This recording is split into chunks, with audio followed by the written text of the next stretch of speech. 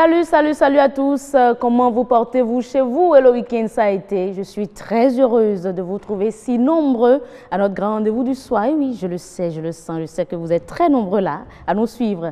Que puis-je vous souhaiter en ce début de semaine, si ce n'est une semaine fructueuse, une semaine bénie. On va se retrouver tout à l'heure après la météo et je vous l'assure, ce sera pour une très belle aventure. À tout de suite.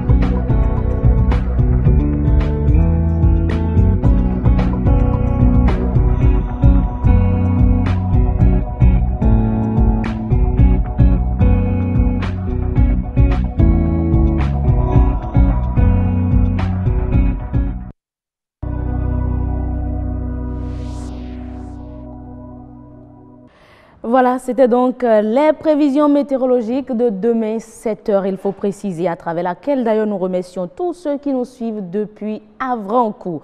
Alors, que pouvons-nous retenir de notre premier menu de la semaine? Il faut déjà dire que Machel Gbetoro, déjà installée d'ailleurs sur ce plateau, sera avec nous ce soir pour parler de l'agrobusiness au Bénin, rôle des startups. Elle reçoit Karim Kekere, il est entrepreneur agricole et animateur de réseau à cet effet. Dans Nature et Bien-être, un environnementaliste sera à mes côtés sur ce plateau. Ensemble, on va aborder la problématique de la protection des berges lagunaires. Alex Balogun, coach de vie et d'affaires, est notre expert de ce soir. Comment vaincre la barrière de l'âge pour notre développement personnel? Il nous offre sur ce plateau une séance de coaching gratuite. Ne partez surtout pas, mesdames et messieurs. La semaine internationale de courtoisie au volant commence ce lundi. Votre rubrique « Autant savoir » ne reste pas en marge de cette actualité. Vous suivrez en fin d'émission Agnat Bello et son invité sur les bons gestes de citoyenneté que promeut la courtoisie au volant. Voilà les principaux axes de ce grand rendez-vous, mais pas de grand rendez-vous sans le journal, n'est-ce pas? Vous êtes habitués à cela déjà. La messe de l'information de la rédaction sera dite ce soir par Nadège Sani. Nadège? Bonsoir, heureuse Danone. Bonsoir, comment vous? Très bien, chez vous-même. C'est en 3 titres, je peux déjà l'affirmer, n'est-ce pas? Bien sûr, heureuse d'annoncer, les artisans sont appelés désormais à payer une taxe professionnelle synthétique. Les entreprises assujetties sont celles qui ont un chiffre d'affaires de moins de 50 millions de francs CFA. Mois de mars, mois de la femme, certaines organisations de défense des droits de la femme en profitent pour réfléchir sur les impacts de l'autonomisation de la femme et l'égalité des sexes. Et le journal Le Héros a célébré son jubilé de perles à l'occasion. Une centaine d'aspirants au métier de journalisme ont été admis dans l'organe pour un stage d'apprentissage. Merci Nadège Sani, merci déjà pour ce beau sourire. On va se retrouver tout à l'heure à 19h45 pour le développement de tous ces sujets. Alors, mesdames et messieurs, on reste avec vous pour installer le tout premier plateau de votre grand rendez-vous, c'est Monde agricole.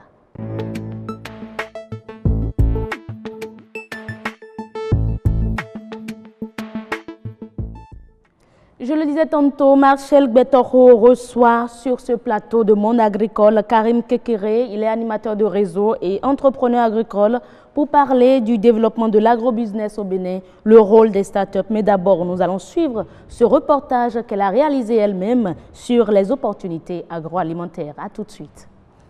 Les entrepreneurs agroalimentaires, ils répondent à un problème, à un besoin de la population en parlant des pertes post-récolte. L'agrobusiness, un ensemble d'activités économiques de production, de transformation et de commercialisation des produits agricoles. Fortement mécanisée de nos jours, l'industrie agroalimentaire fait face à certains défis, mais de nombreuses opportunités sont à saisir. L'agroalimentaire, c'est très vaste. Ce qui est sûr, l'homme doit manger. Et quand on dit agroalimentaire, ça apporte directement un regard sur la consommation de nos denrées. En entreprenant, je crée de l'emploi, je crée de la richesse et je m'autosuffis. Donc c'est un partenariat en fait entre l'État et l'entrepreneur. L'entrepreneur crée de la richesse, il peut engager d'autres jeunes comme lui qui vont travailler avec lui dans son entreprise et tout ça contribue bien sûr au développement de l'économie nationale. Mais face à ce défi de contribuer au développement de l'économie nationale, le travail à faire est bien lourd. Pour certains produits, l'accessibilité du produit, parce qu'il y a des produits qui sont saisonniers. Donc les transformer, ça représente un gros challenge pour le promoteur. Et il y a aussi le volet financier. Il est vrai qu'on dit souvent qu'il faut entreprendre à 0 francs, mais le 0 francs dont on parle, c'est en fait les ISAN. Et quand vous épuisez les ISAN, vous êtes obligé d'aller vers des sources de financement qui ne sont pas vraiment pléthores au pays. Le volet, c'est l'information.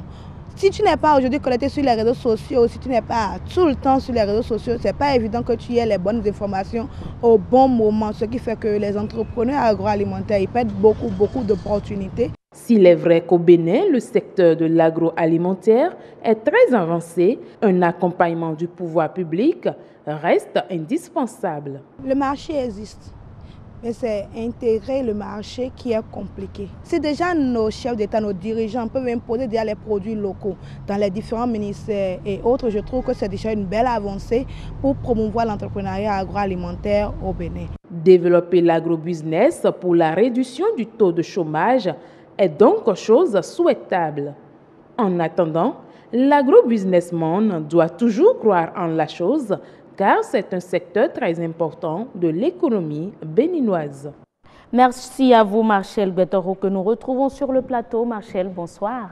Bonsoir, Rose Danondé, amis téléspectateurs, bonsoir. Comment vous portez-vous?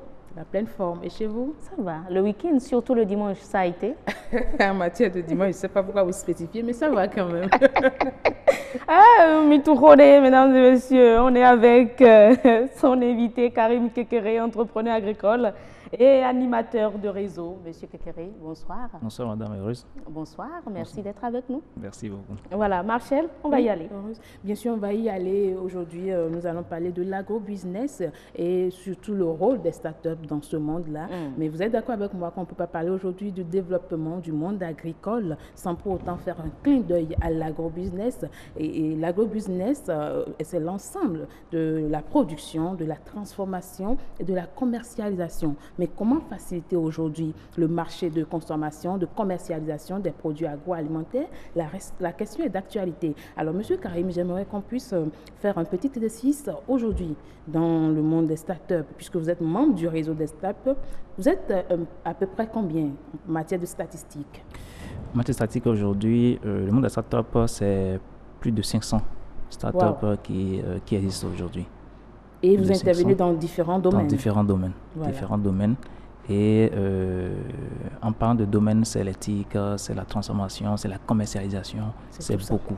C'est déjà bien qu'on ait cet effectif-là. Revenons maintenant au monde agricole. Est-ce qu'aujourd'hui on peut parler du secteur agricole sans évoquer les startups? Non, c'est impossible. Évoquer ce sujet sans le monde des startups, c'est comme rester encore à l'étape traditionnelle. Justement. Et nous sommes en train d'évoluer. Nous sommes au 21e siècle. Et il faut évoluer avec la tendance. Et cette tendance exige qu'on innove, qu'on progresse Et c'est avec les startups qu'on peut y arriver. On peut y arriver, puisque quand on parle de startup, il n'y a pas que l'éthique, il n'y a pas que les réseaux sociaux, il y a la formation, il y a plusieurs choses dans ce domaine-là. Mais est-ce que déjà le monde agricole dispose aujourd'hui de startups spécifiques? Oui, bien sûr. Je voudrais déjà qu'on essaie d'identifier en quelque sorte les startups qui existent aujourd'hui, au-delà de la production. Vous savez déjà la production maraîchère, production de l'anacarde, pour tout ce qui concerne la production. Oui. Ça, c'est un premier panel. Ensuite, vous avez les services de transformation. Transformer, c'est-à-dire, je prends l'ananas, puis je fais du jus. Ça, c'est l'agroalimentaire. L'agroalimentaire. Oui. Qui parle d'agroalimentaire parle ensuite de la commercialisation. Vous avez aujourd'hui les centres de distribution qui se spécialisent uniquement dans la distribution des produits locaux. Bien sûr. Ensuite, vous avez l'éthique qui accompagne, au lieu d'aller tranquillement peut-être dans un centre tel qu'on avait l'habitude de le faire, avec votre portable, vous pouvez facilement commander. Et ça, c'est grâce à l'ingéniosité de ces jeunes-là qui ont compris que l'éthique, il faut l'associer à l'agriculture, soit aider celui qui a ouvert sa boutique pour avoir une visibilité au niveau virtuel. Donc, si on doit faire un peu le bilan, quand on parle de start-up dans le monde agricole aujourd'hui, le terrain n'est pas vierge. Pas du tout. C'est très occupé et ça avance très vite. Mais occupé à quel niveau? Est-ce au niveau uniquement de la commercialisation ou même déjà les producteurs déjà dans leur champ utilisent les start-up? Oui, ils utilisent seulement que la pénétration est un peu, je vais dire, compliquée et très lente. Pourquoi? Parce que déjà la base au niveau agricole primaire, il n'y a pas une éducation. On n'a pas éduqué le producteur à savoir qu'on peut utiliser l'éthique pour avoir une solution pour une telle maladie de ravageur, etc. Donc, d'abord, est-ce que nos agents, au niveau cadre, tous ceux que nous avons, ont été réellement formés à l'innovation, à la pénétration? Ils disposent des compétences? Non. Les jeunes qui sont formés dans les centres, est-ce que l'État les utilise? Ils ne les utilisent pas. On ne les utilise pas. Aujourd'hui, ce sont eux qui se constituent dans des cabinets et qui offrent des solutions. Ils sont obligés de les déployer difficilement avec leurs propres moyens. C'est ça.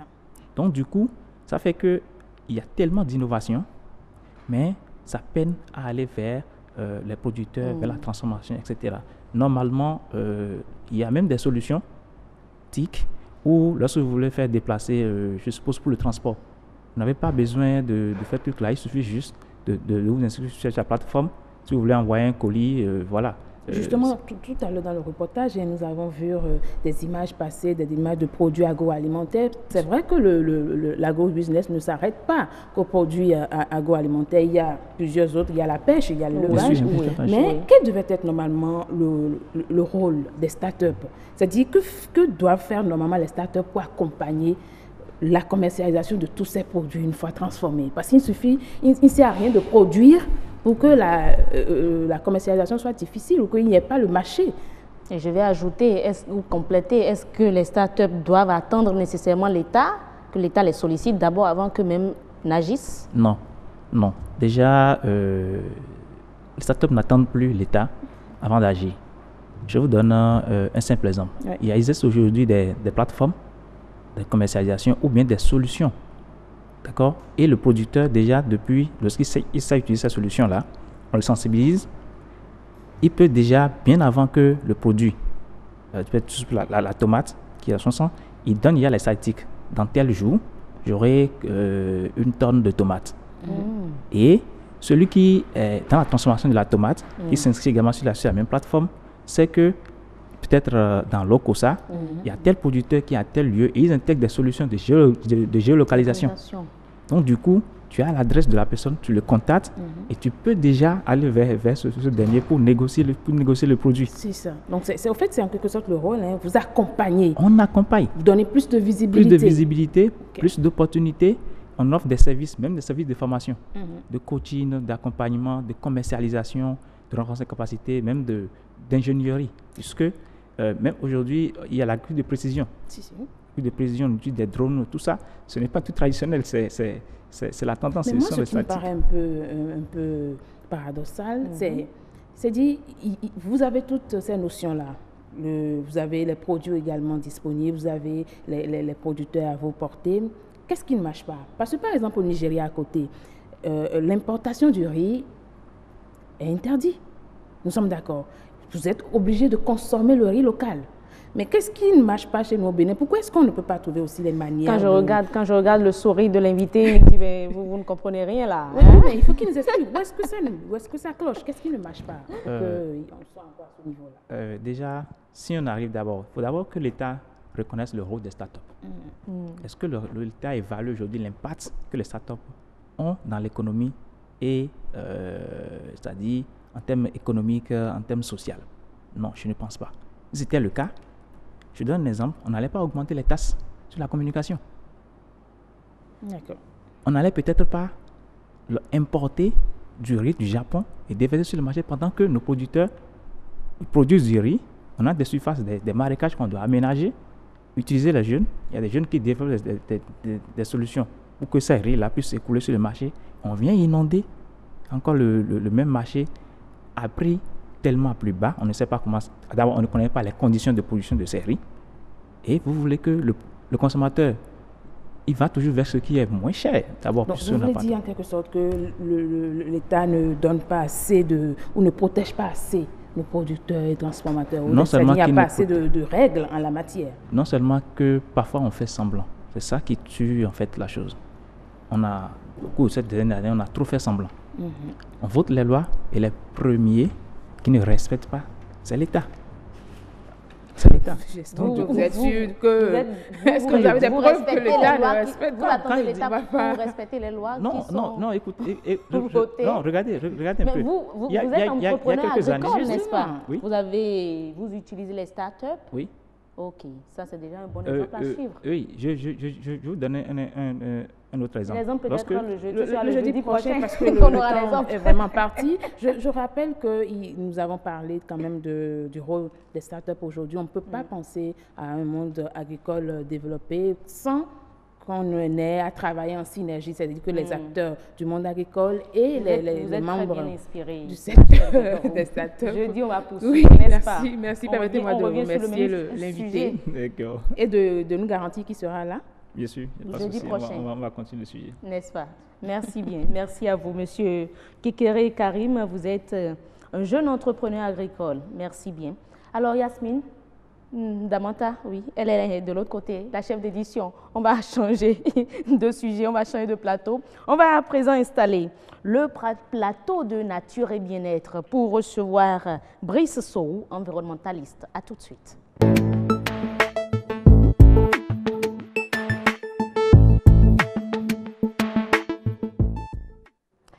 Mesdames et messieurs, je vais vous proposer de suivre ce reportage réalisé par William Choki sur nos berges lagunaires. Avant de recevoir notre invité, Brice Sow, environnementaliste, pour aborder cette problématique liée à la protection des berges lagunaires au Bénin. À tout de suite. Le chenal de Cotonou, c'est environ 5 km de long pour 300 mètres de large. Il a été ouvert sur la mer pour lutter contre les inondations à Cotonou. C'est une action menée par l'administration coloniale.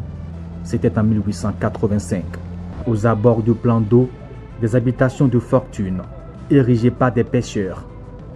Des habitations sur pilotis. D'autres encore déposées sur des tas d'immondices. On se crée des espaces sur l'eau avec des déchets comme élément de comblement. On n'est pas du tout à l'aise ici. Pas du tout à l'aise. Ici, on ne se gêne pas pour faire ses besoins. Quelques feuilles de tôle suffisent à fabriquer l'enclos sur pilotis. Et les déjections humaines sont rejetées directement dans le plan d'eau.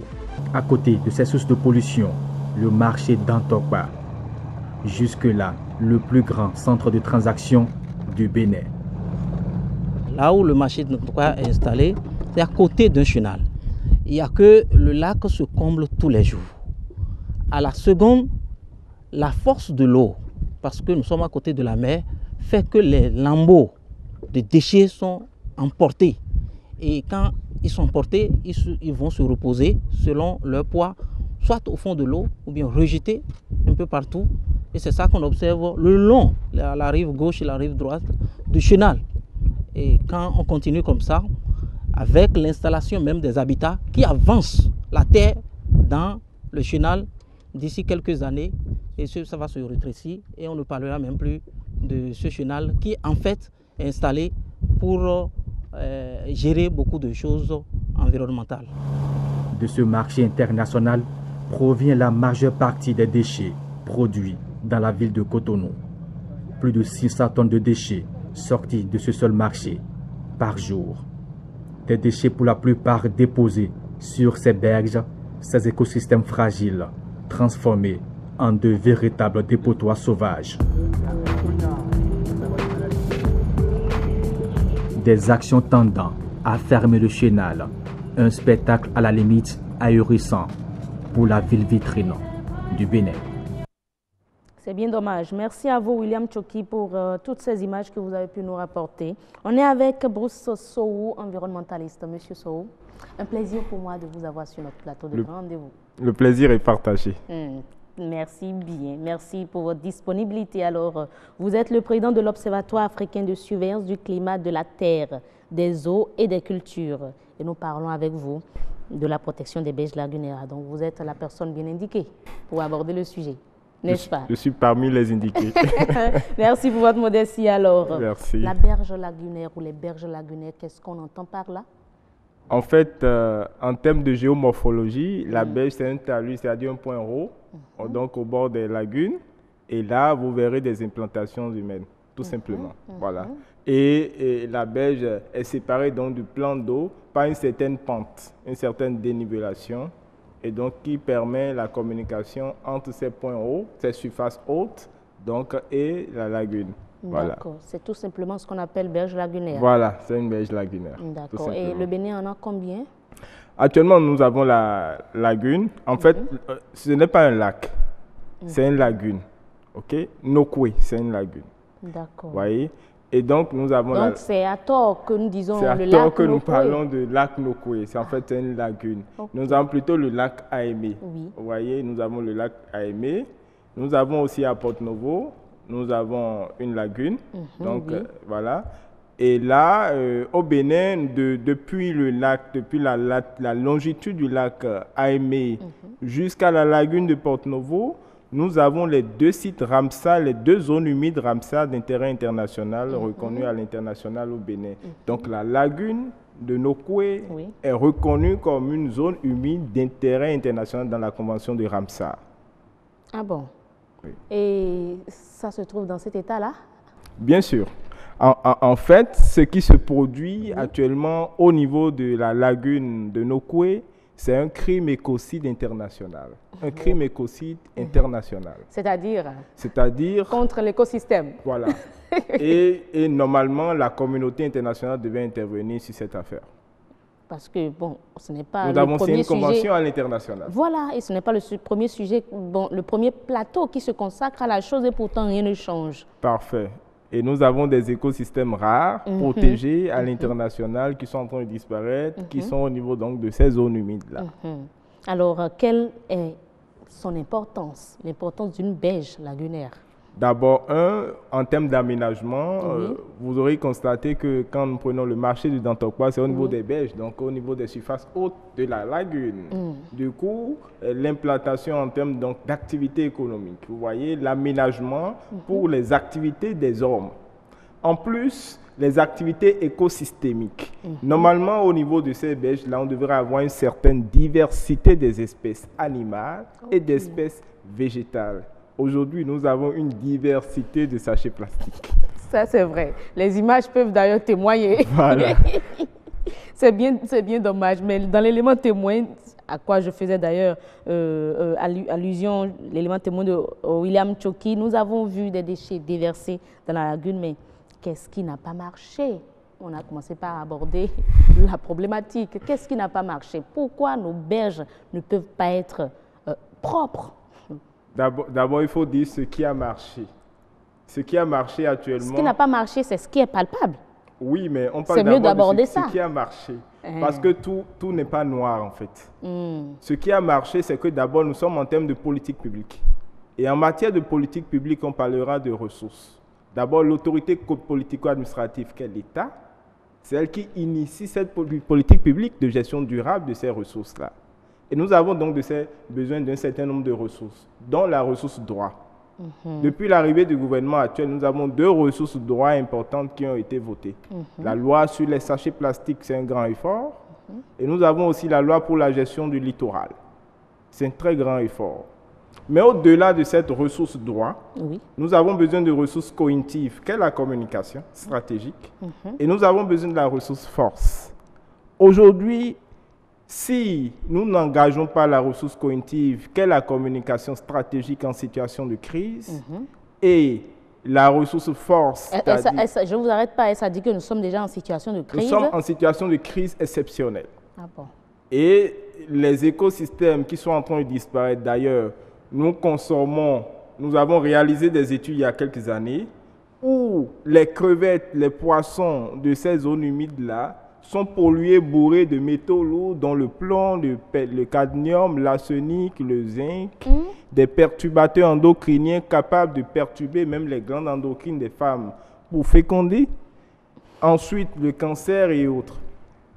Nous avons aussi des substances toxiques qui peuvent perturber au niveau donc, du cerveau, des troubles de mémoire et même des troubles de Parkinson. Donc on parle donc d'Alzheimer, de Parkinson. Donc, du coup, aujourd'hui, c'est qu'il faut savoir que nous sommes réellement en situation de crise. Et la ressource force, c'est-à-dire l'utilisation des hommes en armes sur le terrain pour agir et décourager en situation de crise est importante. Et la communication avec la presse en situation de crise est aujourd'hui importante. Mais ça ne manque pas. Est-ce qu'il faut revoir la stratégie de communication ?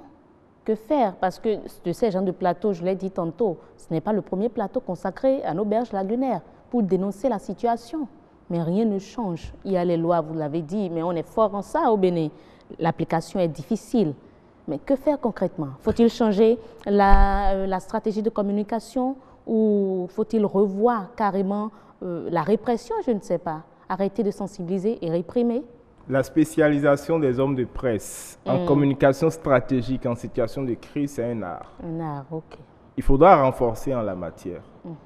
Ensuite, il faudra bien équiper ces hommes de presse-là. Par exemple, aujourd'hui, combien d'agences de communication des drones? La surveillance en temps réel. C'est-à-dire que les populations qui sont en train de déféquer au niveau de cette lagune, par exemple, si on les filmait en temps réel, et qu'au même moment, la ressource force, c'est-à-dire les hommes en armes, agissent sur le terrain et on sévit. Mais le problème qui se pose réellement, qui pose réellement de problèmes à l'autorité politico-administrative, c'est que lorsqu'on sanctionne, lorsqu'on réprimande, les mêmes populations vont commencer par transformer cette politique-là en attaque opposante. Vous voyez? Donc, du coup, il y a aussi un problème social qui se pose. Mais il faut agir, il est temps d'agir. D'accord. Il est temps d'agir, mais des propositions concrètes à l'État? L'État dispose déjà de la ressource droit. Voyez? Mais aujourd'hui, au-delà de la ressource droit, il y a la ressource infrastructure et la ressource action. Et la ressource infrastructure ici, c'est qu'il faudra équiper, l'État doit se faire équiper à la fois donc d'outils et d'instruments pour ce qu'on appelle un système d'alerte précoce en la matière. Parce que ce n'est pas que la lagune de Nokoué. Il y a une grande majorité de nos lacs qui sont menacés. Il faudra donc une communication réelle. L'alerte précoce, c'est qu'il faudra la mise à jour continue de l'information, l'accès à l'information et l'action en temps réel. Mais l'action, comment? L'action, c'est la stratégie, c'est la planification. Mettre à la place qu'il faut l'homme qu'il faut, les instruments nécessaires pour la politique publique et ensuite agir sans état d'âme. Le Béninois a peur de 3 choses. Le Béninois a peur de se faire jeter en prison. Le Béninois a peur de payer des cautions. Je vous donne déjà les solutions. Hein? Il faut cautionner. OK? Le Béninois a peur de se faire jeter en prison, passer même une semaine en prison pour un Béninois, psychologiquement, il est malade. Mais la dernière méthode que je ne vais pas ressortir actuellement est un peu grave de l'exposer en public. Ah bon? Voilà. Bon, faudrait mieux ne pas la faire ressortir. Mais au niveau, vous avez abordé tout ce que l'État doit faire, mais au niveau déjà de nous, individus, que devons-nous faire nous devons être responsables de nos actes. Nous devons savoir qu'aujourd'hui, il y a plus de femmes et plus d'hommes qui subissent les conséquences de ces polluants-là.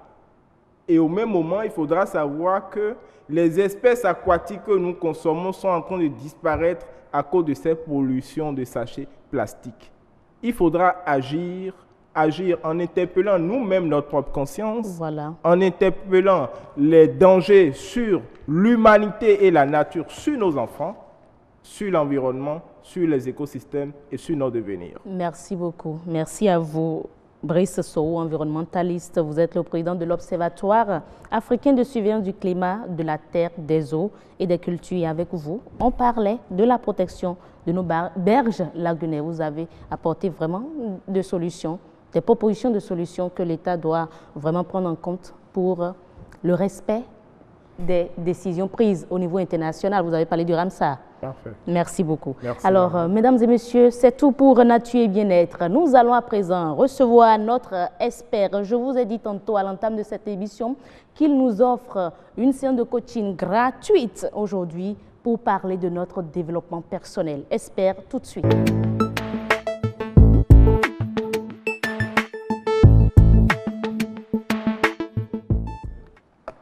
Alors voilà, nous sommes avec Alès Balogun, coach de vie et d'affaires. Monsieur Balogun, bonsoir. Bonsoir, heureuse. Très, très bien habillé. Hein? Merci. C'est bien, on commence la semaine ici. Ça prouve que la semaine sera vraiment fructueuse, comme je le souhaitais tantôt. Oui, exactement. Alors, on parle du développement personnel, vaincre la barrière de l'âge. Oui. Pourquoi? Pourquoi? Parce que d'abord, l'homme a des capacités illimitées, il a des potentiels en lui. Nous sommes capables de réaliser de grandes choses, réaliser notre rêve, créer notre propre entreprise, grimper les échelons au sein d'une structure. Et nous sommes capables d'impacter notre génération, d'impacter le monde entier avec ce que nous avons à l'intérieur de nous. Malgré l'âge? Malgré l'âge. Et nous avons déjà vu des personnes qui sont âgées, avancées en âge, mais qui ont quand même encore impacté la société, qui ont contribué leur quota au développement de leur communauté. Donc, je peux dire que l'âge, au fait, c'est d'abord mental. Oui. Ce n'est qu'une question d'augmentation de nombre. Sinon, c'est vous vieillissez mentalement. Et physiquement. Et physiquement. Oui. Oui, vous vieillissez physiquement, mais vous pouvez être jeune encore mentalement. Oui, et ça n'affecte pas votre capacité à impacter encore. On a vu le fondateur il s'appelle Sanders, le fondateur de KFC, qui a créé son entreprise à 65 ans. Oui. Donc, l'homme... L'âge ne doit pas être un blocage. Ça ne doit pas être une barrière. Donc, dans votre esprit, dans votre tête, vous dites, peu importe mon âge, je vais réaliser mon rêve. Peu importe mon âge, je vais créer quelque chose. Peu importe mon âge, je peux être même un conseiller, je peux être un consultant. Il n'y a pas de retraite dans la vie. Mais je me demande à quel âge on doit commencer par se poser cette question-là. Oui, donc, d'abord, on va parler de la vieillesse. Donc, je peux vieillir, mais ça ne veut pas dire que je dois maintenant prendre la retraite dans la vie ou de la vie. Même si mon entreprise ou ma structure dit, vous êtes maintenant assez âgé, donc nous vous donnons la retraite, ce n'est pas une raison pour aller croiser les bras et regarder la télé du matin jusqu'au soir. Non, je peux encore faire quelque chose. Après 30 ans de service ou 60 ans d'âge de service. Après 40 ans même de service. La vie continue. La vie continue, au fait. Et qu'est-ce qui se passe? On a remarqué que ceux qui prennent leur retraite et qui continuent à travailler, soit dans leur passion ou ce qu'ils ont créé ou dans leur investissement, vivent encore plus longtemps que ceux qui ont arrêté de travailler. Oui, parce que plus vous travaillez, plus vous avez la santé. Oui, plus vous avez la santé, plus vous avez la force. La force. Vous voyez? Donc, ne vous retirez pas. Vous avez encore des choses à contribuer. Je rencontre des gens qui disent souvent, comment vous dites ça? J'ai déjà vieilli, donc afin de réaliser encore de rêves, d'atteindre les objectifs, on laisse ça aux enfants. Vous voyez, c'est ce qui fait que certaines personnes âgées deviennent des fardeaux pour les jeunes. Pour les jeunes, pour leurs voyez, enfants. Alors que les enfants... Leur dernier, je dirais, dernière chute, c'est les maisons de retraite. C'est les maisons de retraite, vous voyez. Alors que vous avez encore de nouvelles, vous avez encore d'idées. Donc, vous pouvez encore créer quelque chose.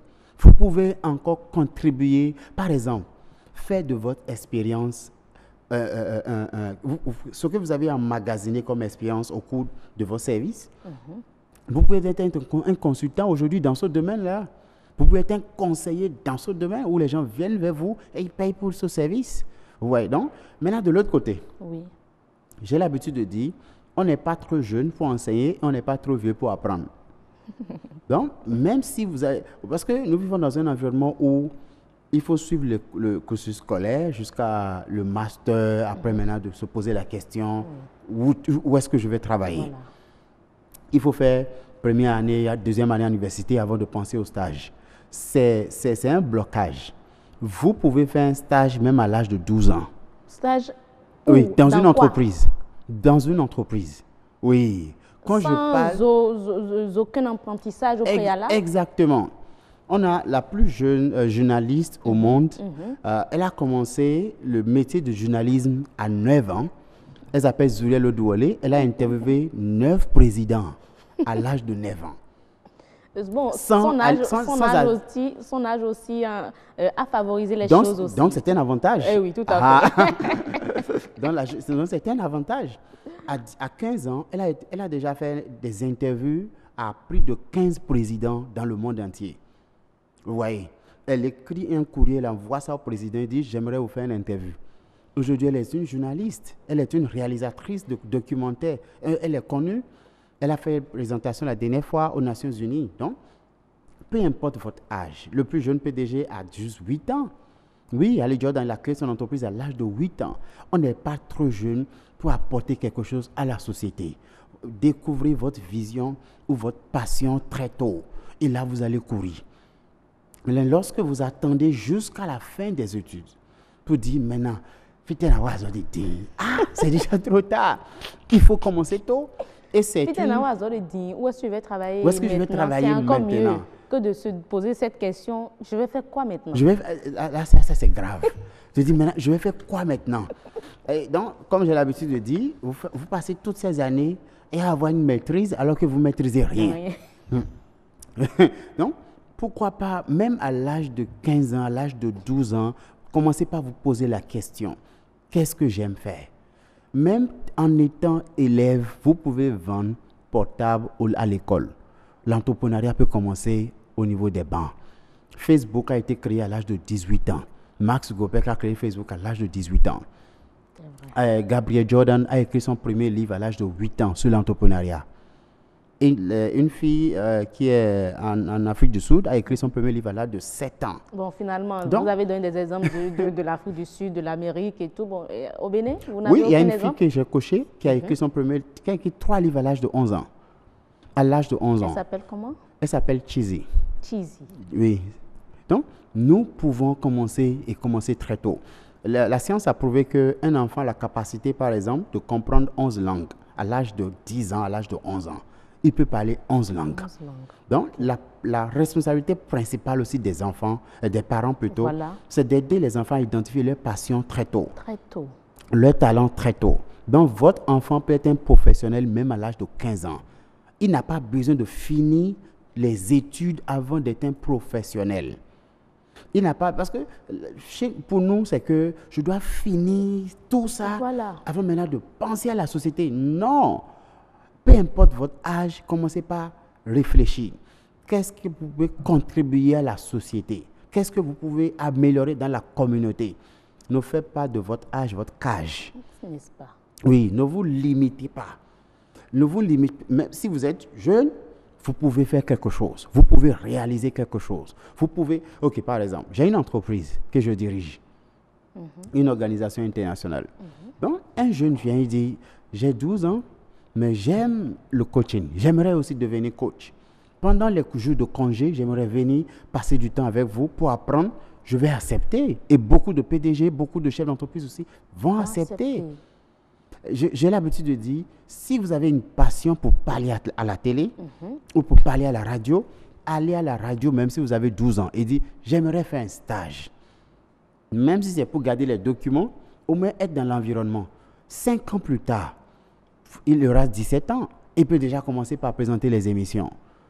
Est-ce que vous voyez? Donc c'est ça la stratégie. On n'a pas besoin d'attendre. Et lorsque vous êtes avancé aussi en âge, vous n'avez pas besoin de croiser les bras. Et dire c'est fini. Ce n'est pas fini. J'ai tout fait.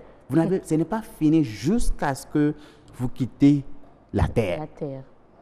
Tant que vous êtes ici, vous pouvez nous apporter quelque chose. Mais je me demande, tout ce que vous dites, c'est bien beau. Mais est-ce que le système béninois, déjà éducatif, facilite la chose?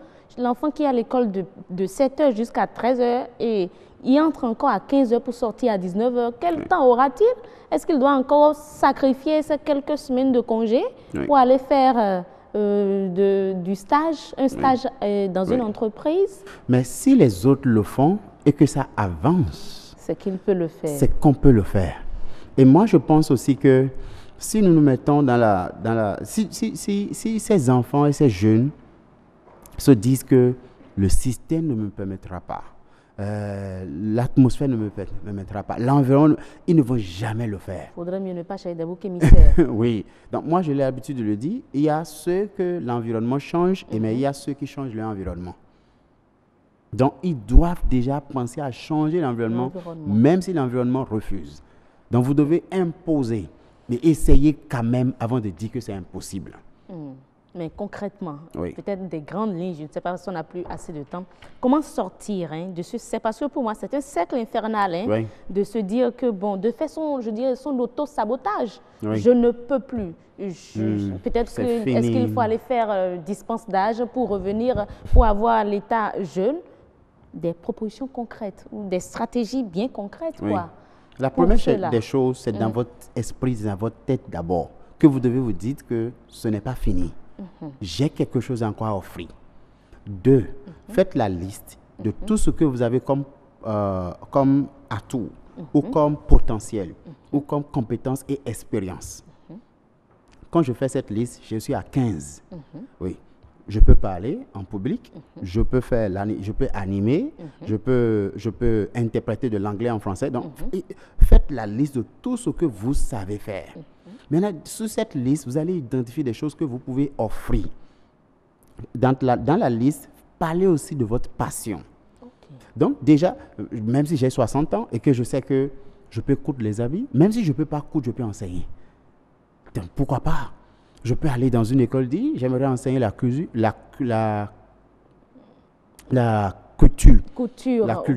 à vos enfants pendant peut-être l'heure de création, la récréation, bien juste pour 5 minutes, une fois par semaine. Je suis à la retraite, mais je peux le faire. Donc, ça, c'est des choses qu'on peut faire et vous aimez le faire. Donc, faites la liste et identifiez. Quand vous identifiez ce que vous pouvez faire, identifiez ceux qui sont dans le besoin de ce que vous avez fait. Qui sont ceux qui sont dans le besoin de ces choses que je peux faire et où est-ce qu'ils sont. Allez vers eux. Frappez à des portes. Il y a des portes qui vont rester fermées, mais quand il y a des portes qui vont s'ouvrir. Mais si vous ne frappez pas, vous ne saurez pas quelle porte ne va s'ouvrir. Merci beaucoup. Merci vraiment, coach Alès Balogun. Vous êtes coach de vie et d'affaires. Avec vous, on a eu vraiment assez d'informations. Aujourd'hui, mesdames et messieurs, vous et moi, nous ne devons plus dire que je suis très âgée, je n'ai plus l'âge de faire ci, de faire ça. Non, ne prenez plus l'âge comme une barrière. Les jeunes aussi peuvent ne pas prendre leur âge comme barrière et faire de grandes choses, innover à jeune âge. Merci à vous, Alès. Merci beaucoup. On va se dire à très bientôt. Oui, excellente semaine à vous. Mesdames et messieurs, voilà 3 grands plateaux qui viennent de s'achever. Nous allons à présent retourner l'antenne à la rédaction pour le journal du soir.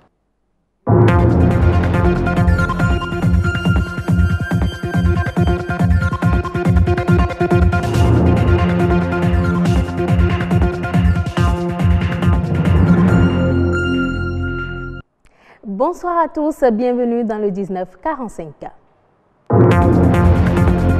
La taxe professionnelle synthétique s'impose désormais aux artisans et à toute entreprise ayant un chiffre d'affaires inférieur à 50 millions.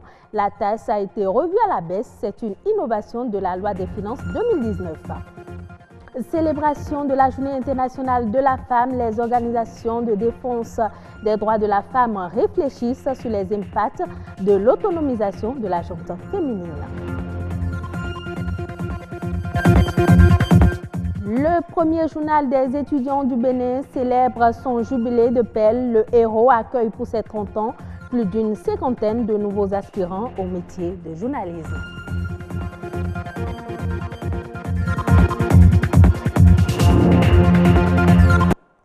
La taxe professionnelle synthétique TPS, c'est la nouvelle dénomination des impôts de tous les artisans béninois. Elle regroupe 4 impôts et sera perçue sur toute entreprise dont le chiffre d'affaires est inférieur à 50 millions de francs CFA. Enoch Rumpati, Edwige Agosso. Contribuer au développement en payant ses impôts. Paul en est un modèle, tout comme d'autres citoyens. Il ne réclame pas que ses droits à l'État, mais il accomplit aussi ses devoirs en tant qu'artisan. Je respecte tout ça là, parce que je vais être un vrai citoyen. Un vrai citoyen doit payer ses impôts, c'est clair. Donc moi, je paye pour moi. Tout bon citoyen comme lui devrait s'acquitter de ses impôts.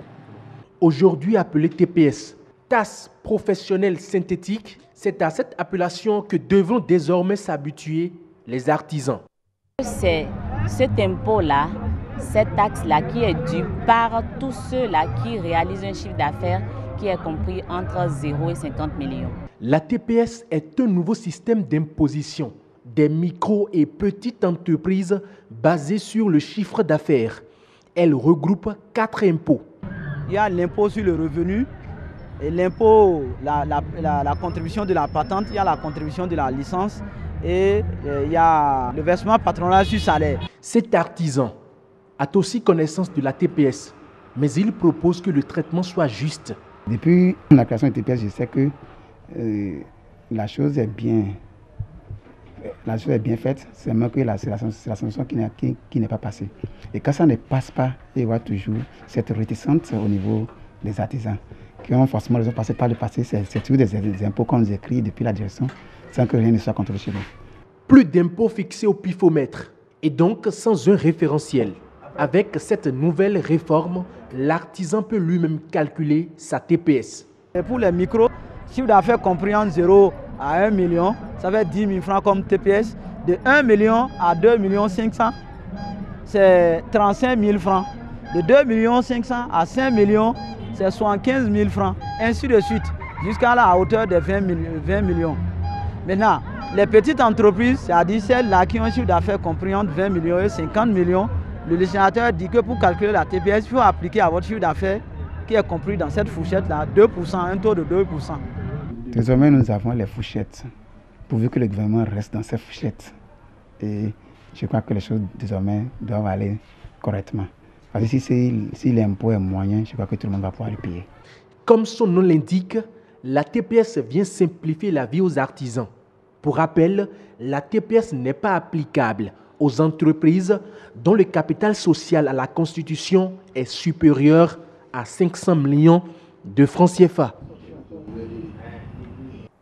La célébration de la Journée internationale de la femme, on en parle une fois encore dans cette édition.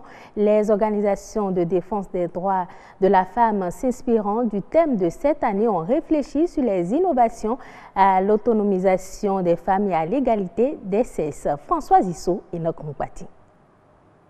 Dans son plan stratégique 2018-2021, l'Organisation des Nations Unies a privilégié l'innovation et la technologie comme l'un des moteurs de changement chez la femme. Nous recevons une éducation sexiste, une éducation qui empêche la femme de s'affirmer, une éducation qui confine la femme dans des rôles dédiés en griffe à la femme? Est-ce qu'il y a des rôles dédiés à la femme, à part les rôles naturels, c'est-à-dire porter une grossesse? Je dis, la femme, elle est capable de beaucoup de choses. Il faut juste, depuis la base, depuis le ventre peut-être même de la maman, lui dire, écoute, femme, tu es capable de porter le monde sur toi. Tu es capable de faire des changements les plus extraordinaires. Indépendante, forte et déterminée, les organisations de défense des droits de la femme veulent apporter des solutions aux nombreux problèmes auxquels elles sont confrontées à travers les innovations. Des solutions qui tiennent effectivement compte de leurs besoins. Nous venons avec des projets tout faits, on impose des projets à la communauté sans véritablement analyser, étudier le besoin réel de la communauté, sans pour autant demander à la communauté elle-même quelles sont les solutions qu'elle préconise pour venir à bout des difficultés qu'elle rencontre au quotidien. Explorer toutes les possibilités que leur offrent les innovations technologiques en tenant compte du bien-être social, c'est bien ce qui réunit ces femmes et partenaires autour du thème « Contribution des innovations à l'autonomisation des femmes et à l'égalité de genre ».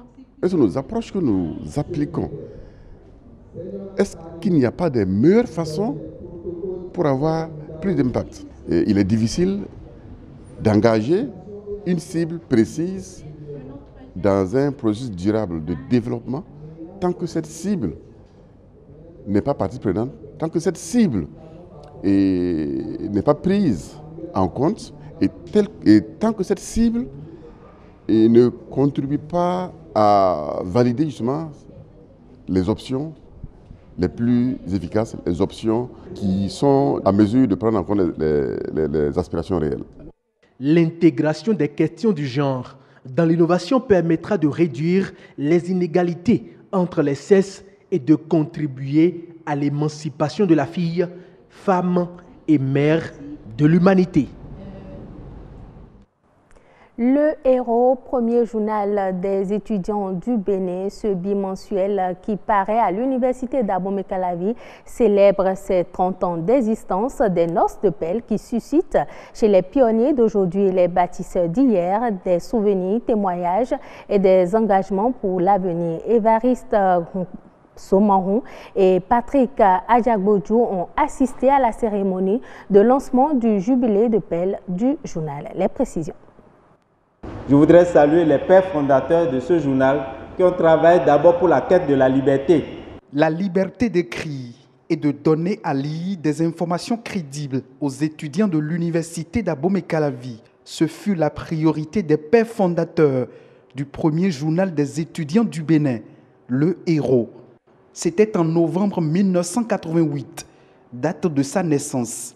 Après la naissance, il fallait également travailler à enraciner et à nourrir cette liberté. Depuis lors, les parutions de ce bimensuel ont été nourries par une trentaine de générations de journalistes investis dans la presse écrite. Un parcours riche en témoignages et aussi parsemé de difficultés. Quand le Héros naissait, on n'avait pas une existence juridique. Beaucoup ont travaillé pour qu'aujourd'hui nous ayons une existence juridique. Au moment où le Héros naissait, on n'avait pas d'ordinateur. Beaucoup ont travaillé pour qu'on ait d'ordinateur. Au moment où le Héros naissait, le montage se faisait par d'autres personnes. Et la démarche déontologique d'alors nous avait inspiré parce qu'il fallait donner des informations crédibles. Et chaque fois que nous venions en conférence, dès qu'on lit l'article de quelqu'un, on dit « tu dois retourner sur le terrain ». Lorsqu'on dénonçait quelque chose avec le rectorat, ce n'était pas totalement la bonne ambiance, mais puisqu'il n'y avait pas de mensonge dedans, les gens comprenaient.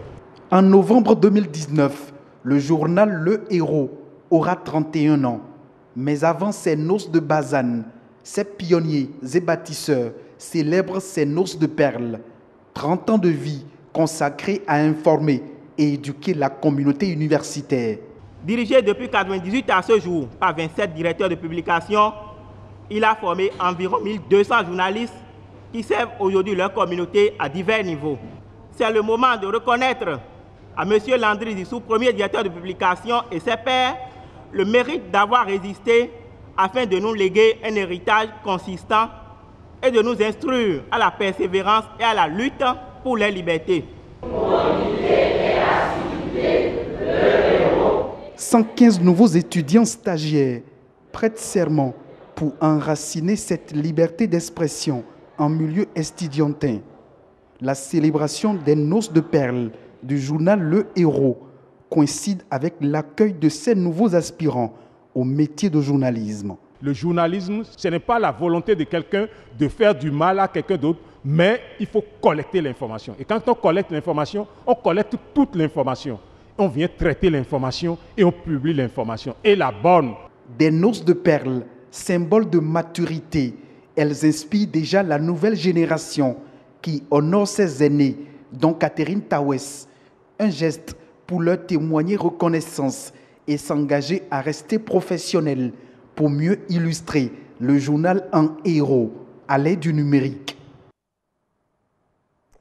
Les femmes dans les sciences, c'est autour de ce thème que se mène la réflexion de la deuxième édition de la conférence internationale qui s'est tenue au Sénégal. L'initiative vise à créer un cadre de partage entre les femmes scientifiques et les élèves. Une rencontre organisée par l'Association sénégalaise pour la promotion de l'astronomie. C'est un reportage de notre consoeur Fonta Badji de la RTS. Regardez.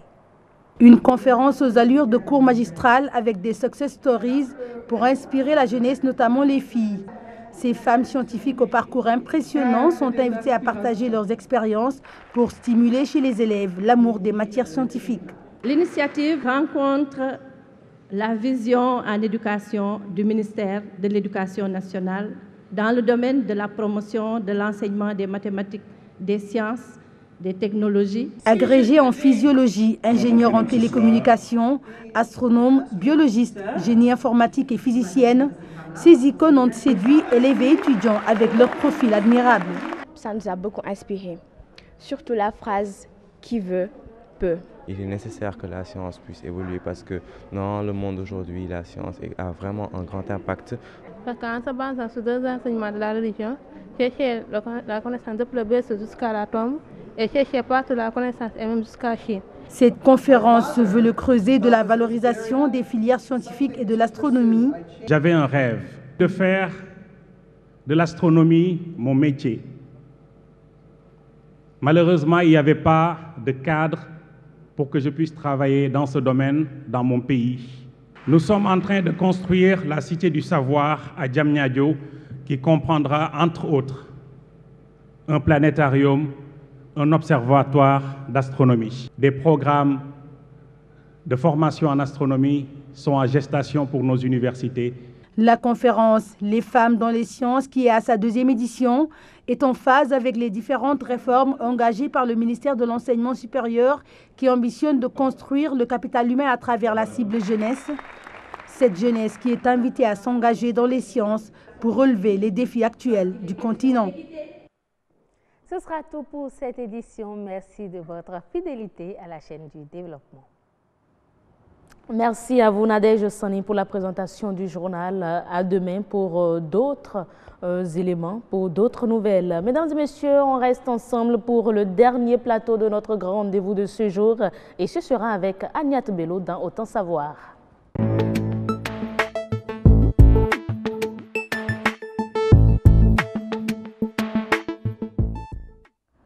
Semaine internationale de courtoisie au volant.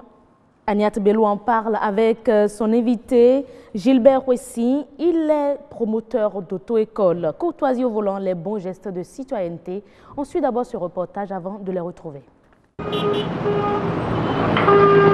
Coups de klaxon violents, injures à la volée, gestes obscènes.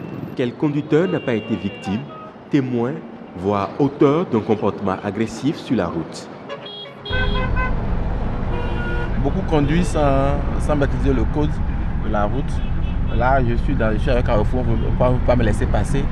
Et ça fait partie de ce qu'on vit au quotidien. On vous dépasse à une telle vitesse que vous avez l'impression que vous venez d'échapper à un accident de la circulation.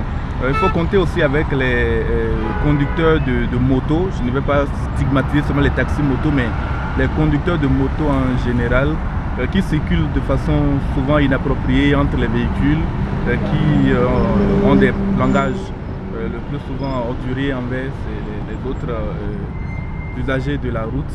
J'ai été victime plusieurs fois, surtout les Zim. C'est eux qui se déambulent devant toi chaque fois. Même si tu les klaxonnes, ils ne quittent même pas la voie. Vous voyez l'autre qui vous voit, il voit que vous voulez dépasser, vous voulez traverser seulement. Le petit temps qu'il va vouloir pour vous traverser, lui, il émet une vitesse pour pouvoir vite traverser avant vous. Là, celui qui a la priorité l'insulte. Parce que vous avez peut-être klaxonné à quelqu'un qui, sa moto a coupé.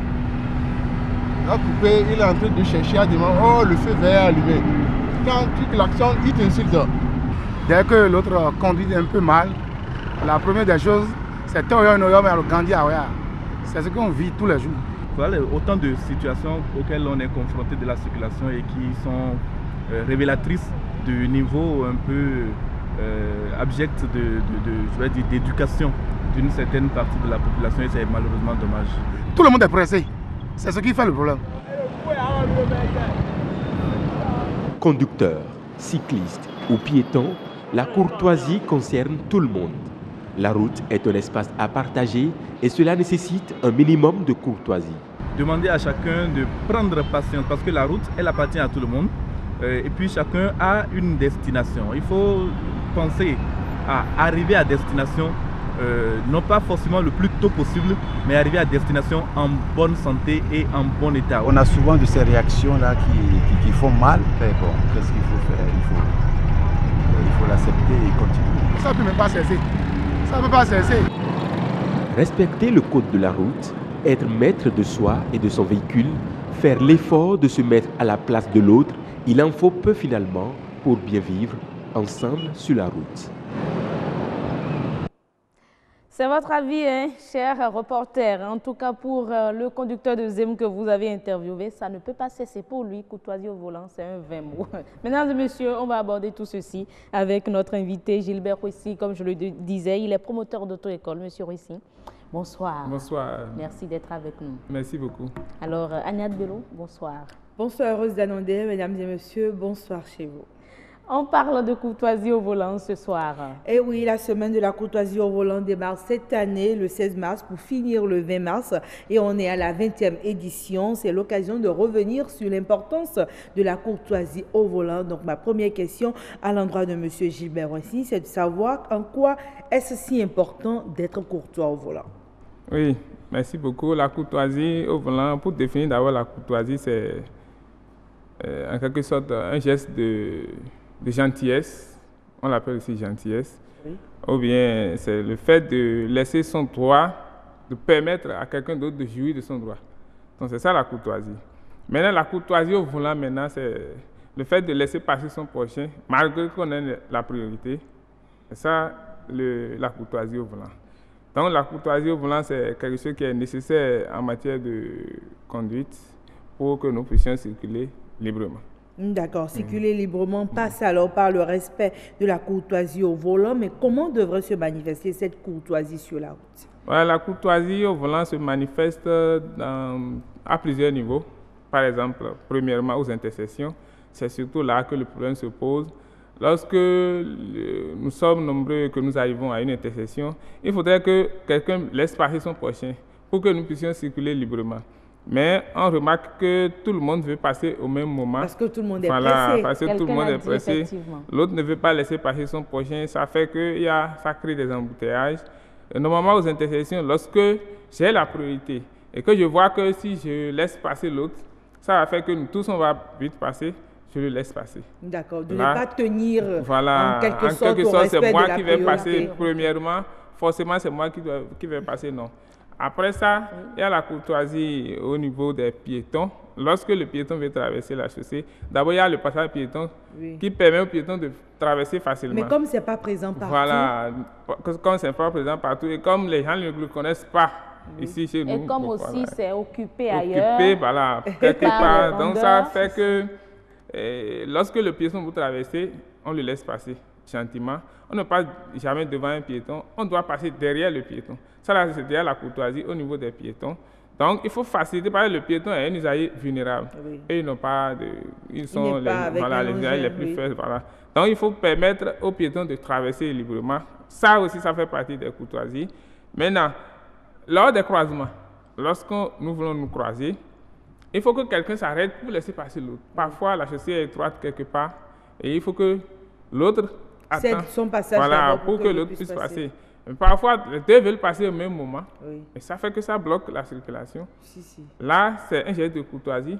Par exemple, à ce niveau, si quelqu'un est courtois, lui s'arrête pour permettre à l'autre de passer. Mais tout le monde veut passer au même moment. Mais est-ce que ce n'est pas le non-respect du code de la route? Voilà, là, c'est le non-respect. Le code de la route parle de priorité. Oui, ça parle de priorité, mais parfois, il arrive où deux personnes se retrouvent dans les mêmes conditions. C'est en ce moment que le problème se pose. Lors du croisement, par exemple, si on doit appliquer le code, lorsque c'est sur ma voie que l'obstacle se trouve, c'est à moi de m'arrêter. Voilà. Parce que la chaussée est divisée en deux. Mais souvent, on parle il y a la priorité à droite, il y a la priorité aussi. Voilà. Donc, il y a plusieurs sortes de priorités. Ça fait que ce n'est pas toujours évident de décider qui doit passer en premier et qui doit passer après. Parfois, ça arrive, on se retrouve dans les mêmes conditions. Par exemple, au niveau de priorité à droite dont vous parlez, lorsque nous arrivons à une intersection, c'est celui qui a sa droite libre qui passe. Maintenant, voilà que nous tous, personne n'a sa droite libre. Il faut que quelqu'un accepte être absent. Il se dit, moi je suis absent, donc je laisse passer celui qui est à ma gauche et je suis le dernier à passer. Là, vous êtes courtois. D'accord. Voilà. Alors là, vous nous avez énoncé quelques règles de courtoisie qu'on doit observer sur la route. Mais est-ce que ces règles-là s'enseignent dans les auto-écoles? Oui, parfaitement. On enseigne tous ces choses-là dans nos écoles. Mais on constate que les usagers ne l'appliquent pas une fois après leur permis. Mais c'est enseigné à qui? Moi, je veux peut-être comment cela est enseigné d'abord? Non, est-ce que nos conducteurs de Zémidian qui sont souvent indexés vont à cette école? Oui, ça c'est un autre volet. Parce que ceux qui sont à moto, que ce soit les Zémidians ou ceux qui ne sont pas assez, d'abord, il suffit d'acheter une moto seulement et puis on se lance dans la circulation sans aucune notion de règle de priorité ou bien du code de la route. Ça là aussi cause le problème sur les routes. Sinon, normalement, dans les auto-écoles, on l'enseigne d'abord dans la théorie, au niveau du code de la route. Donc, d'abord, à ce niveau-là, aux intersections, lors des croisements, lorsque vous voulez dépasser les piétons, par exemple, quand il pleut et tu veux dépasser un piéton, il faut ralentir pour ne pas l'éclabousser. Tout ça la fait partie. Ça, par contre, on en voit souvent. Tout le monde va à vive allure, on s'en fout du piéton. Seulement. C'est des choses qui sont enseignées normalement dans les auto-écoles. Dans nos questionnaires, pour passer l'examen du permis de conduire, tout ça là, il figure. Mais une fois après le permis, on remarque que les usagers, ils vont ranger ces livres ou bien après. Donc le plus important, c'est d'avoir le permis. Donc après le permis, on oublie tout le reste. Voilà, c'est ça. Alors déjà, vous venez de répondre à cette question que je me posais aussi, le problème de non-respect de ce qu'on reçoit comme information. Mais heureuse l'a soulevé aussi, il y a aussi ceux avec qui les automobilistes partagent la voie, qui ne sont pas au courant de toutes ces notions-là de courtoisie au volant. Comment s'assurer que tous les usagers au niveau de la voie puissent avoir la bonne information? Voilà, c'est pour cela que je dois remercier beaucoup les hommes des médias qui essayent de relayer ces informations chaque fois, par exemple à ces émissions. Je remercie aussi les ONG qui sont en train de faire beaucoup de travail. Et maintenant, je vais compléter à ce qu'à la maison, déjà que nous commençons à enseigner ce genre de choses à nos enfants. Pour dire sur la route se partage. Chacun à sa place. Et puis pour permettre de circuler librement, il faut être courtois en circulation. Par exemple, quelqu'un qui a des enfants sur sa moto ou bien dans sa voiture et puis qui commence à insulter l'autre parce que l'autre ne l'a pas laissé passer. Déjà, qu'est-ce qu'il enseigne à cet enfant? Donc, il faut avoir les bons comportements lorsque vous êtes avec vos enfants d'abord. On commence par là. Et maintenant, dans les églises, dans les couvents ou bien dans les écoles, il faut commencer à enseigner ce genre de choses. Voilà, peut-être dans les langues également, dans nos langues maternelles aussi. Voilà, dans nos langues maternelles, il faut commencer à enseigner ces choses-là pour arriver à bon bout. D'accord. Pouvez-vous nous rappeler les autres gestes de courtoisie que vous n'avez pas pu Voilà, il y a beaucoup d'autres gestes de courtoisie, par exemple au niveau du dépassement. Lorsque quelqu'un veut vous dépasser et vous constatez qu'il y a une difficulté et que quelqu'un d'autre vient d'en face, qui peut percuter, vous pouvez ralentir, lui permettre de vous dépasser. Quelqu'un veut vous dépasser, c'est maintenant vous accélérez ou bien vous voyez un danger venir, vous l'empêchez. Là, ce n'est pas un geste de courtoisie.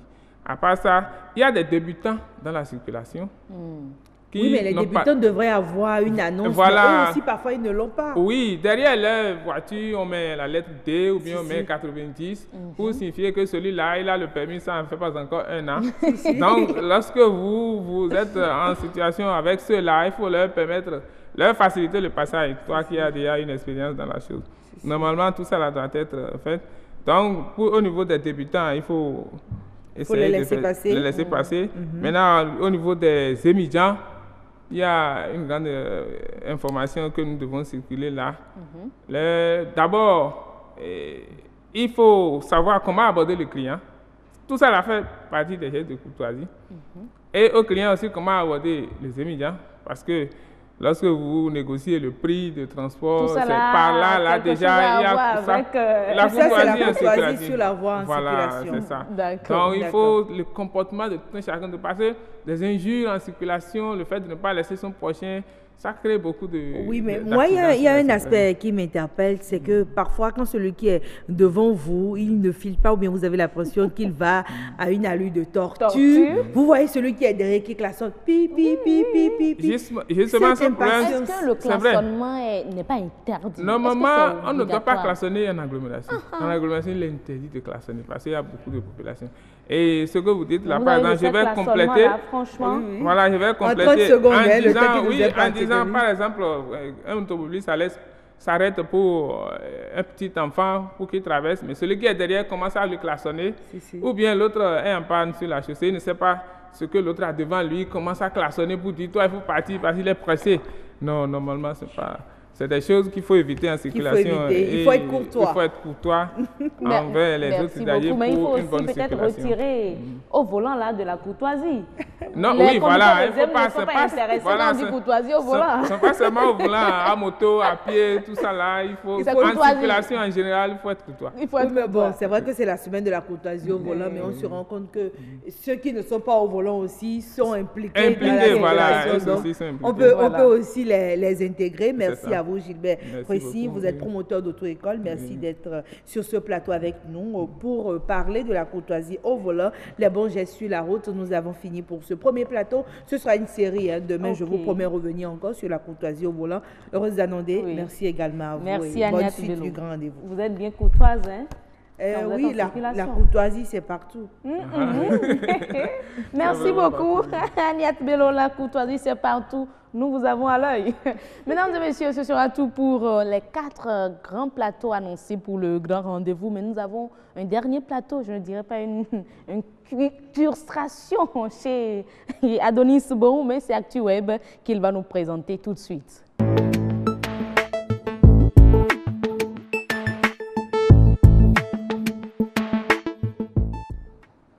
Voilà, mesdames et messieurs, nous sommes avec Adonis Borou pour parler, entre autres, du Trash Challenge. Je l'ai bien dit.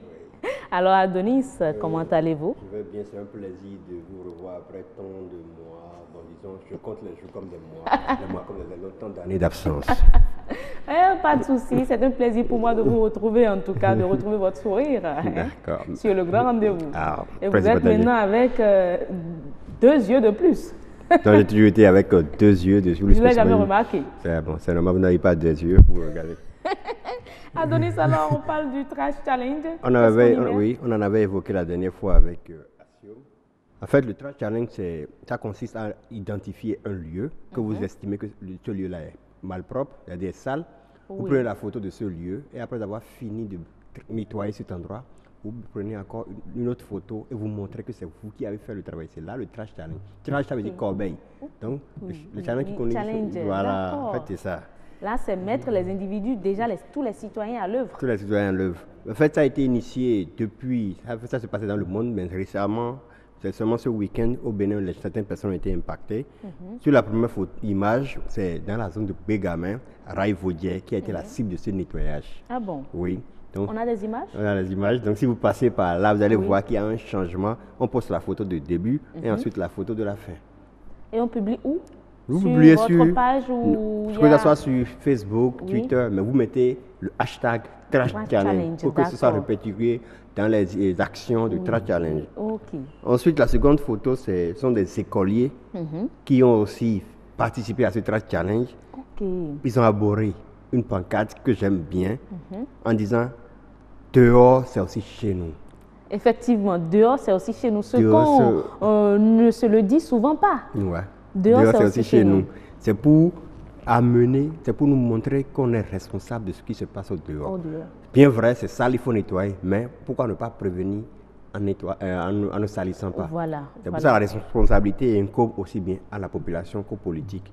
Les politiques en mettant des poubelles un peu partout, les populations en allant jeter ces poubelles et ces ordures-là dans les poubelles et en s'en bornant aux services d'ordures ménagères. Voilà. Ça. Et c'est un peu comme le sujet dont on a parlé tantôt, les berges lagunaires ont décrit la situation, mais si chacun essayait de nettoyer sa devanture, de mettre les sachets dans les ordures ou dans les poubelles, voilà, je crois que ces sachets ne vont pas se retrouver au niveau des berges lagunaires. En fait, le problème, c'est qu'on se dit juste, si je dépose pour quelqu'un d'autre, ce n'est qu'un seul sachet.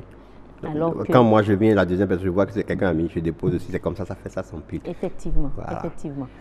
Par rapport à cette action, nous prenons le tweet de Luc Yankadia, l'ancien ministre de l'Environnement. Ah oui. Croyez-moi, la planète n'est pas en péril car elle s'est déjà adaptée. C'est nous les humains, c'est-à-dire notre civilisation, qui sommes en péril et menacés d'extinction si nous n'adoptons pas un système de production et de consommation qui tient compte des limites de notre planète.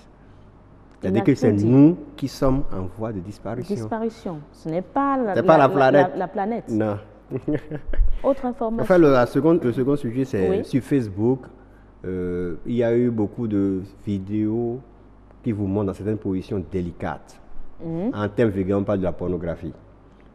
Facebook a activé depuis un moment l'intelligence artificielle qui vous mentionne lorsque quelqu'un partage une photo de vous. Donc récemment, ils ont développé une intelligence artificielle pour détecter les porn revenge, c'est-à-dire la revanche porno en français. C'est-à-dire que quand les gens postent des images de vous dans certaines positions, ils disent ce sera automatiquement retiré. Sauf si c'est vous qui postez ça sur votre propre page. D'accord. Donc là, quand la personne publie une photo de vous et tag votre nom, systématiquement, en fait, on n'a même pas besoin, c'est pas taguer votre nom. Ce que je viens de dire, ce sont des vidéos. Des vidéos pornographiques. Oui. Si c'est vous qui le publiez sur votre page, on sait que l'histoire vient de vous.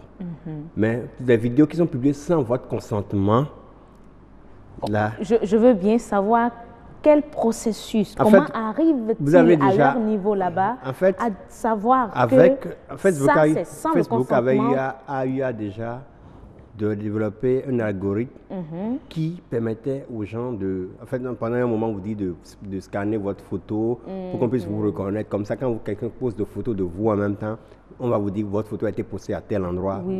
En fait, c'est sur cette base d'algorithme qu'ils ont développé maintenant un autre algorithme pour quand les vidéos seront postées, d'autre part, qui vous montrent dans des positions un peu explicites, on puisse les supprimer. C'est ça. Actuellement, les victimes doivent aller... Actuellement, là, avant que le truc, ce sont les mêmes victimes même qui vont signaler le contenu. Mais cet outil permet une censure automatique. Voilà. Ça permet d'éviter que les victimes ne réagissent pas à la diffusion d'images compromettantes. Voilà. C'est une bonne idée, hein, franchement. Eh bien, le dernier sujet, comme vous êtes fan d'Android, vous avez un antivirus sur votre téléphone? Bien sûr, quand même. Vous avez un antivirus? Bien sûr, j'utilise un support USB donc, et je télécharge des choses, je vais sur la toile, donc c'est obligé pour moi, obligatoire. J'ai une mauvaise nouvelle pour vous. Selon une étude comparative, il semblerait que la plupart des applications d'antivirus sur Android ne soient pas capables de détecter la présence de malware sur votre smartphone. Ah bon? Donc c'est inutile ce qu'on met sur nos Android là. En fait, sur les 2000 antivirus qui ont été testés, c'est seulement 80 qui ont pu détecter certains malwares. Sur 2000? Oui. Ben pourquoi? Est-ce qu'il y a des antivirus adaptés pour les Android? Sur 250, pardon. 250. C'est bien. Sur 250. Franchement, c'est vrai que ce n'est pas encore... Oui, mais sur 250 applications, c'est seulement 80 qui ont pu détecter juste un simple test de malware, un petit malware qu'on a envoyé. C'est seulement 80 qui ont pu réagir. À part ça, sur les 80, c'est seulement 23 qui ont pu détecter tous les autres malwares. Donc, tu peux dire sur 250, c'est seulement 23 qui sont efficaces. Efficaces? Oui. D'accord. Le test a été passé en passant 2000 échantillons de différents malwares. Ok, sur 2000 échantillons. En fait, on a utilisé 2000 échantillons de malware testés avec 250 applications. Mais c'est seulement 23, ça en a sorti gagnant, je dirais. Gagnant du vrai dit. Ok, ben... Donc, cette étude révèle qu'il faudra mieux vous y pencher sérieusement si vous devez installer un antivirus sur votre smartphone Android, puisque la plupart ne sert à rien du tout, simplement. Il faut peut-être, je dirais, aller vers vous ou aller vers les techniciens. Sinon, non, il suffit de chercher sur le Internet le comparatif qui a été dévoilé. D'accord. Parce que si on va citer les antivirus, c'est comme si on leur fait de la publicité. Effectivement, effectivement. Il y en a une 23, mais il y a au moins 10 qui sont connus. Donc, d'accord. Merci beaucoup. C'est moi. Adonis, bon, on se dit bonne soirée. Merci, pareil à vous. Merci bien. Alors, mesdames et messieurs, ce sera tout pour le grand rendez-vous. Le dernier, je ne dirais pas plateau, mais la dernière chose qui nous reste, c'est juste de vous proposer la météo en rappel.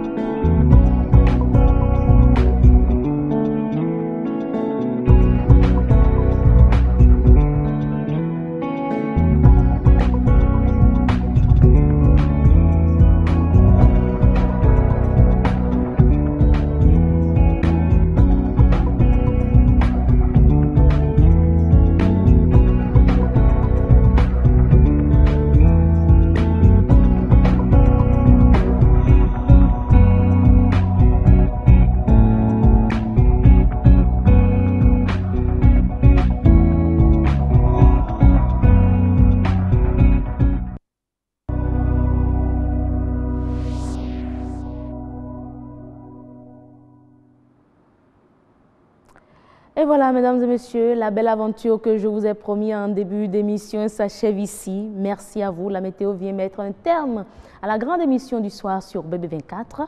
On vous souhaite une excellente soirée. D'ici à là, portez-vous très bien.